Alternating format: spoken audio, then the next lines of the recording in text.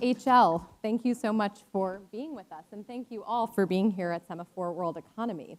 HL, you are currently serving as Interim CEO of Coupang Corp, and that's in addition to your other roles as Chief Administration Officer and General Counsel. You've got a lot on your plate. Thank you for being here and for the perspective that you bring. For those in the audience that may be less familiar, Coupang is a US-based Fortune 150 technology company, and you've built one of the most sophisticated commerce and logistic platforms in the world, helping connect businesses of all sizes to global consumers, and also increasingly serving as a bridge between businesses in the US who are looking to really sell and scale into international markets as well. We're here to talk about artificial intelligence, which is not just a tech story, it's also an economic story, a productivity story, and also increasingly a global trade story. And so for that reason, we really value your perspective. So to kick us off, Coupang, you're consistently ranked among the most innovative companies globally for the technology innovations that you've driven. Can you talk to the audience a little bit about what you do and how they should really understand your organization? Yeah, you bet. And thank you. It's so great to be here and have this opportunity. I often say Coupang is the largest American company you don't know well. And that's because our consumer-facing markets are largely outside of the US. We're in 190 different regions and countries around the world, Korea being our largest market, but we're in a lot of markets and countries in that region as well as around the world. We think of ourselves as a tech startup that does, last year, about $35 billion in revenue last year, but we still have that startup DNA that we live off of. And we're e-commerce, so think of us as retail where you can buy anything that you want. But on top of that, it's grocery and then video streaming and fintech and cloud computing.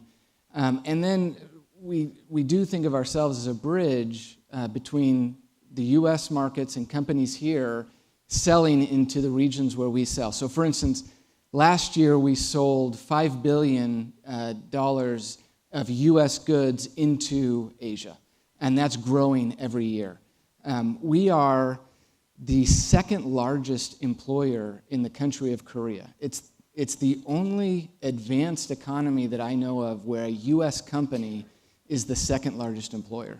And so that gives us an incredible opportunity to be, like you said, a bridge between the US and US companies and US interests, including the US government, and Korea. Korean consumers, Korean workers, and the Korean government. And we see ourselves as hopefully a helpful player for the U.S. as it's working with some of its most important allies.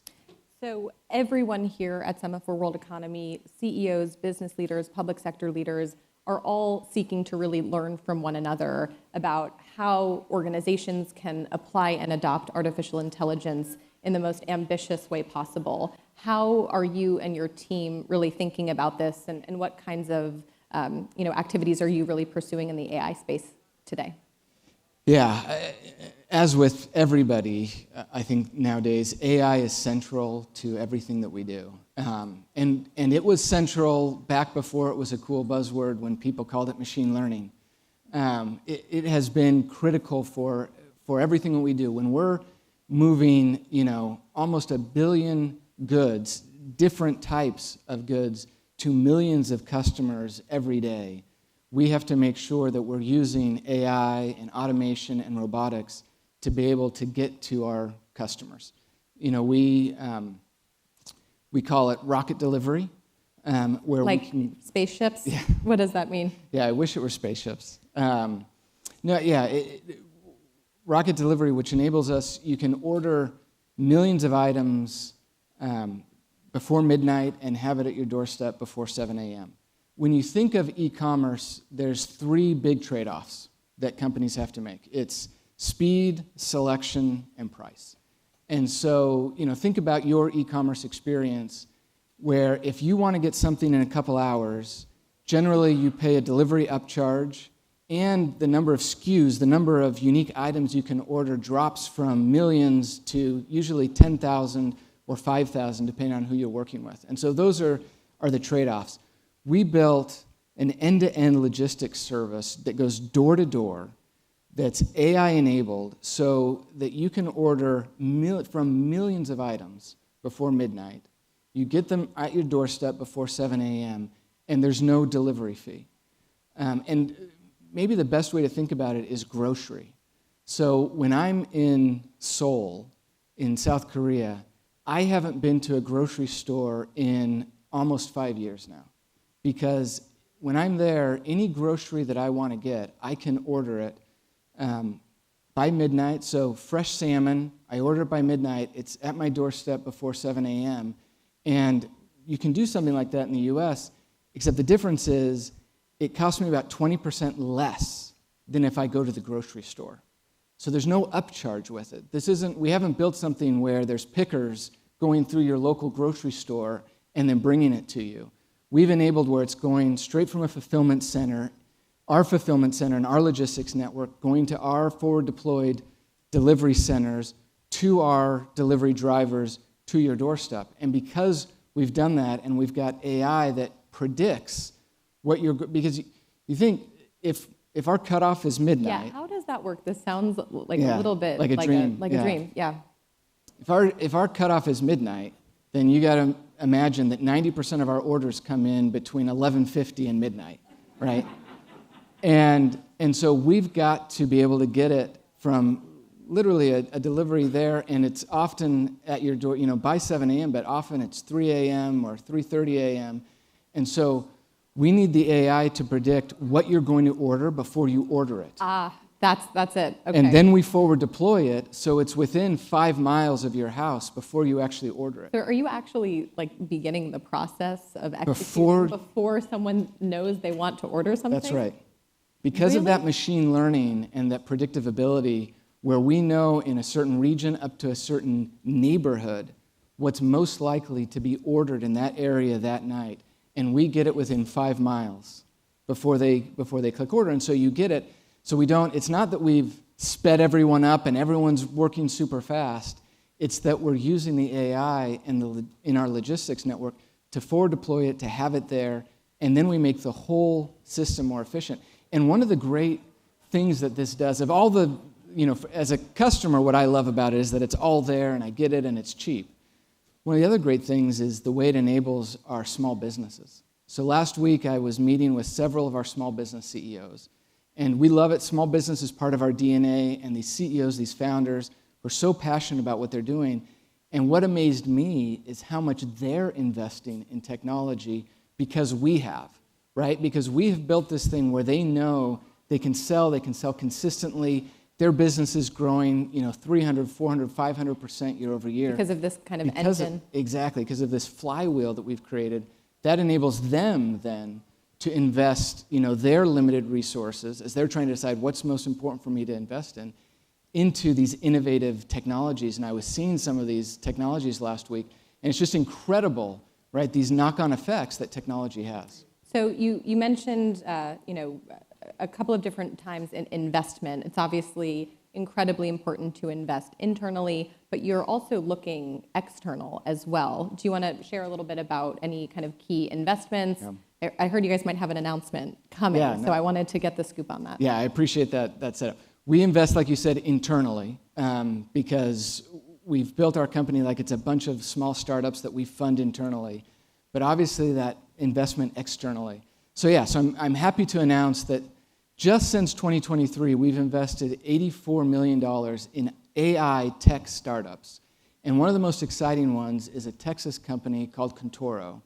And this is a logistics AI startup that helps you pack and move items in warehouses and other landing areas, critical for these logistic networks that are expanding so fast. We were talking about this, how difficult it is to keep up.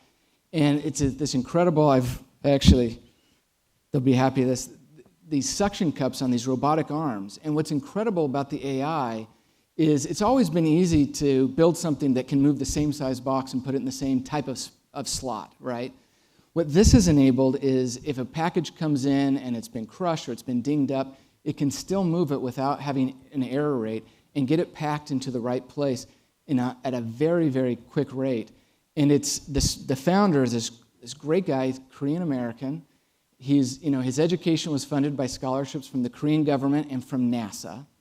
And he's built this incredible startup in Texas. It's got 35 employees now and growing. And we're excited to partner with them and with what they're doing. And as they're enabling more jobs, more expansion, enabling us to, wow our customers and create these incredible experiences for our customers, that's the type of AI investment that I think is really going to accelerate the economy and create jobs and build opportunity. That's great. And just a final question. As the interim CEO, it feels like you all are already living in the future, at least I can't wait to try this out and to have you all anticipate, the needs and the delivery. But as you are looking ahead, what do you really see in terms of the further frontier of AI applications, opportunities from where you sit as a logistics company? Yeah, that's such an important question because there's so much investment happening in so many different places.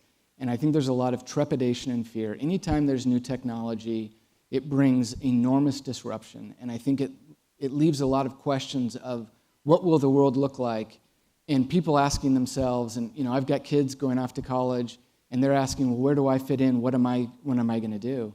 And we are so excited because where we have seen AI and where we see it going is creating so many new opportunities that we haven't even imagined.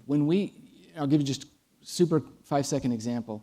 When we were first building our company, and we were forced to build the last mile logistics because we were in markets that didn't have a FedEx, it didn't have a DHL, nothing for us to plug into. So we had to build it. But because we built it, it then enabled us to start rocket delivery and dawn delivery, where we're getting millions of items to people within just a couple hours at no additional charge for people.